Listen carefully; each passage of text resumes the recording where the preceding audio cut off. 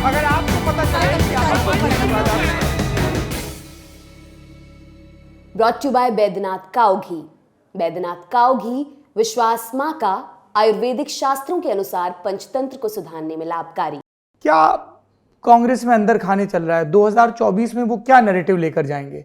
उन्होंने कहा पहले भारत जोड़ो यात्रा जिन राज्यों से गुजरी उनमें से तेलंगाना में वो जीत गए, लेकिन राजस्थान मध्य प्रदेश में उन्हें हार का सामना करना पड़ा। अब वो उसको भारत न्याय यात्रा कह रहे हैं। कोई सुने तो ये 2019 में जो इन्होंने अब होगा न्याय का नारा दिया था 72,000 की स्कीम का, क्या ये उसका जिक्र कर रहे हैं? टाइमिंग जब हम देख रहे हैं कि ये 14 तारीख से शुरू करेंगे भारत न्याय यात्रा, 22 जनवरी को जो पूरे देश में चर्चा हो रही होगी, खासतौर पर उत्तर भारत में और पूर्व या पश्चिम के भारत में, वो राम मंदिर आंदोलन को लेकर होगी। यात्रा मार्च तक चलेगी। उस समय तक लोकसभा चुनाव की तैयारी, सीटों का संयोजन जो है उस पर क्या बात होगी।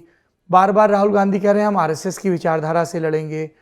क्या इसको लेकर अब आम राय है कांग्रेस में कि उन्हें आरएसएस की विचारधारा से लड़ना है या नरेंद्र मोदी के 10 साल के कार्यकाल पर फोकस करना है, उसकी आर्थिक नीतियों पर या दूसरी नीतियों पर फोकस करना है? नैरेटिव के स्तर पर, संगठन के स्तर पर और कोऑर्डिनेशन के स्तर पर क्या चल रहा है और किसकी खूब सुनी जा रही, थोड़ा ये भी बता दीजिए। देखिए, राहुल गांधी को और कांग्रेस को ये लगता है कि जिस तरीके से बीजेपी धर्म की पॉलिटिक्स कर रही है, इसको आखिर में जाति ही काट सकती है, और इसलिए वो बार बार कहते हैं कि ओबीसी की हम मतगणना कराएंगे, मतगणना होगी और ओबीसी कितना है ये पता लगाएंगे, और जिसकी जितनी आबादी उतना हक, इस बात की चर्चा वो बार बार करते हैं। जब ये 5 राज्यों के चुनाव हुए और आप राजस्थान, छत्तीसगढ़ और मध्य प्रदेश हार गए, तो उम्मीद थी कि राहुल गांधी शायद इससे अपने आप को थोड़ा सा विड्रॉ करेंगे, क्योंकि अपर कास्ट ने आपको बिल्कुल भी वोट नहीं दिया, ये आपसे नाता तोड़ लिया।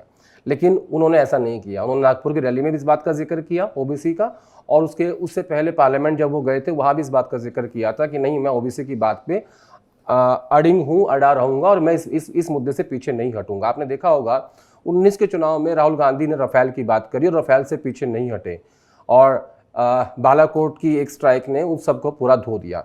इस बार कांग्रेस पार्टी के मन में ये डर था, इन नेताओं के मन में, कि ऐसा क्या इस बार बीजेपी या प्रधानमंत्री मोदी के पिटारे में है जैसे कि पिछली बार बालाकोट स्ट्राइक था। क्योंकि चुनाव हारने के बाद चिदम्बरम जैसे सीनियर नेता ने एक बात कही थी कि जैसे ही बालाकोट हुआ हम उसी वक्त चुनाव हार गए थे।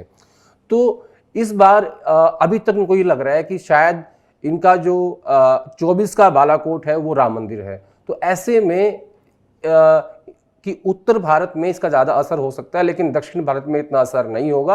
और आप देखिए कांग्रेस पार्टी का आजकल जो ज़्यादा फोकस है वो दक्षिण भारत में ज़्यादा है। पी चिदम्बरम मैनिफेस्टो कमेटी के चेयरमैन, वेणुगोपाल संगठन महासचिव, मल्लिकार्जुन खड़गे कांग्रेस अध्यक्ष वो भी साउथ से, तो राहुल गांधी सांसद वायनाड से। तो एक तो ये हुई बात। और रही बात आपने कि कौन आजकल इनके एडवाइजर हैं, रणनीतिकार हैं, एक तो राहुल गांधी की अपनी एक टीम है जिसमें कुछ जेएनयू के छात्र हैं, पूर्व एडवाइजर्स भी हैं। वो जरा नाम तो बता दीजिए, वो उनका नाम कौन है ये जेएनयू के छात्र? और क्या ये लिस्ट सीताराम येचुरी से शुरू होती है क्या? सीताराम येचुरी से शुरू होके और आजकल के जो युवा एडवाइजर्स हैं उन तक चली जाती है। संदीप सिंह का जिक्र कर रहे हैं क्या? और ये सब जातियों को लेके सर्वेज हो रहे हैं, बता रहे हैं कि इस तरीके से करना चाहिए, इतनी जातियां हमारी फेवर में आ चुकी हैं